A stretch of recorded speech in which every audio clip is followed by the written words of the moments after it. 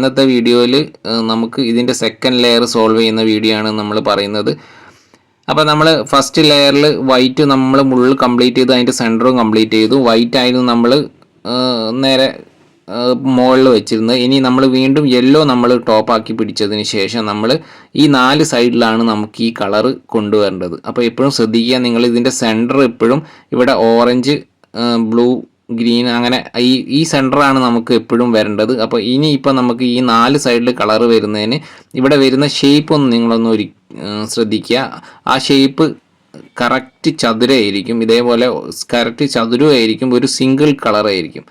അപ്പോൾ ഇതിൽ 3x3 നമ്മൾ സോൾവ് ചെയ്ത പോലെ തന്നെ ആ ഒരു പീസ് നമ്മൾ മുകളിലോ അല്ലെങ്കിൽ സൈഡിലോ ഉണ്ടാവും. ഇപ്പോൾ ഇവിടെ ഈ ഗ്രീൻ എന്ന് പറയുന്നത് കറക്റ്റ് സ്ക്വയറാണ്, അതായത് ചതുരമാണ്. ചതുരം നമ്മൾ ഒറ്റ കളറും ആയിരിക്കും അല്ലേ. ഇപ്പോൾ നിങ്ങൾ കാണുന്ന ഒറ്റൊരു പീസാണ് കളറായിരിക്കും. അപ്പോൾ ഇത് മുകളിൽ എവിടെയെങ്കിലും അതിന്